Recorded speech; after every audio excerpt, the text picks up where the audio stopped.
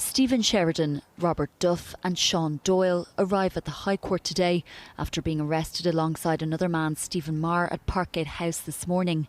They, along with several others, styling themselves as the Revolutionary Housing League, have been occupying the vacant premises since August in an effort, they say, to provide shelter for homeless people. But Davy platform ICAV, acting on behalf of the owners' Phoenix Subfund, obtained a court order directing them to leave, which they refused to do.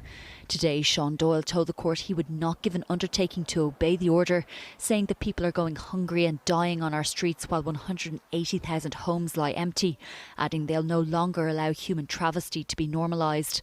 Mr Justice Mark Heuston said he heard his concerns and didn't doubt his sincerity, but the solution to the housing crisis wasn't to disobey a court order. Mr Sheridan and Mr Marr also said they wouldn't comply, while Mr Duff gave an undertaking that he would. Counsel for Davy ICAV said the whole purpose of the order was to regain possession of the building, which has now been achieved, and that they'd get no satisfaction from seeing the men imprisoned.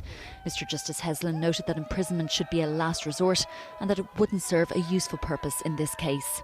If it's a question of going to prison or taking people off the streets, it's an easy choice. If the law is more active in protecting empty buildings, where's the law that says that it's criminality to allow citizens to die on the streets for want of housing? The judge said that just because he didn't believe it was necessary to send them to prison today didn't mean that the court would be slow to do so if a similar situation arose in the future. He awarded costs against Mr Doyle and gave the plaintiff leave to bring the application again if they had any further difficulties.